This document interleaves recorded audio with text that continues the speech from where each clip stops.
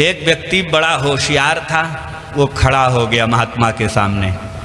कहा महाराज ये बताओ, अगर हम कुछ काम करेंगे नहीं तो क्या भगवान हमें खाने के लिए देंगे? महात्मा ने प्रभु को स्मरण किया, ध्यान किया, कहा हाँ। पक्षी कौन सा काम करता? पक्षी कौन फैक्ट्री लगाए है कोई फैक्ट्री पक्षी के पास? पशु पक्षी कोई खेती करते हैं? नहीं ना। कोई नौकरी, कोई सर्विस, कुछ नहीं। खाने को मिलता है कि नहीं? उनको मिलता है। व्यक्ति ने कहा अगर मैं कुछ काम ना करूं तो क्या प्रभु हमें खाने के लिए देंगे? महात्मा ने कहा जरूर देंगे। भगवान किसी को भूखा नहीं सोने देता है।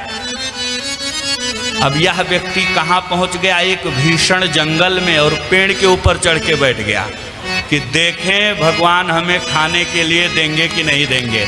और अगर आज हमें इस जंगल में, मैं पेड़ के ऊपर बैठा हूँ, खाने को नहीं मिला तो मैं समझ लूंगा कि महाराज महात्मा का प्रवचन झूठा है, बेकार है।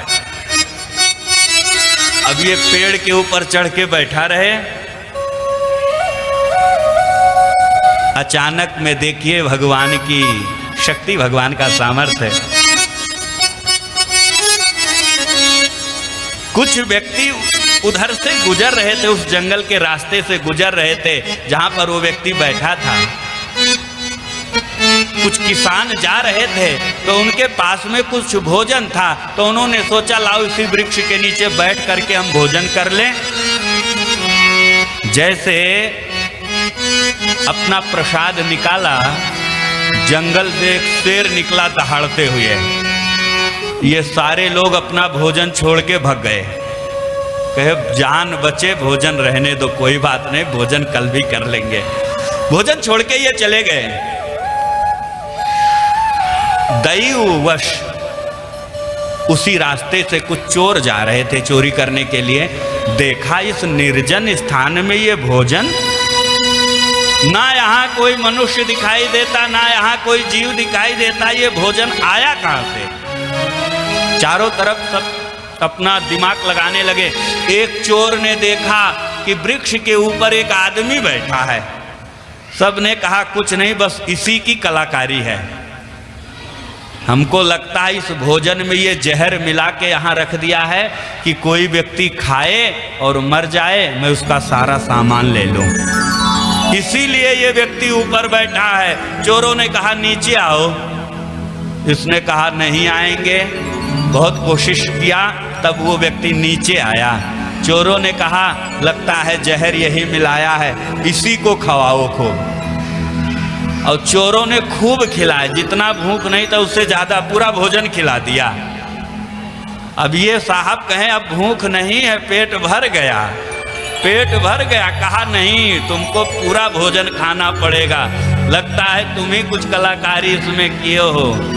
ये भोजन करके एकदम मस्त हो गए और आ करके महात्मा के चरणों में लेट गए। कहा मैं मान गया। तो उस समय मलुकदास जी महाराज ने जो दोहा लिखा, यही लिखा, अजगर करे न चाकरी, पंछी करे न काम, दास मलुका कह गए सबके दाता राम।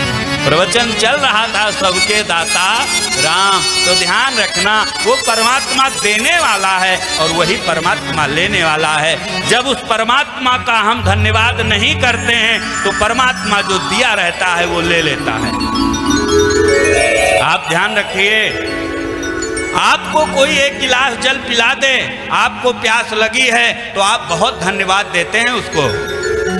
आप अगर भूखे हैं, कोई व्यक्ति आपको भोजन करा दे तो लाख लाख आशीर्वाद देते हैं। आपने मेरे भूख को मिटाया है, भगवान आपको प्रसन्न रखे, आपके आंगन को खुशहाल रखे, आपके बच्चों को खुशहाल रखे। बहुत सारा आशीर्वाद देके व्यक्ति जाता है। किसी संत महात्मा को, किसी को आप जल पिला दीजिए, भोजन करा दीजिए। और जिस भगवान ने ये सुंदर जीवन दे दिया, तो उसके प्रति भी तो कुछ कृतज्ञता है कि धन्यवाद दूं।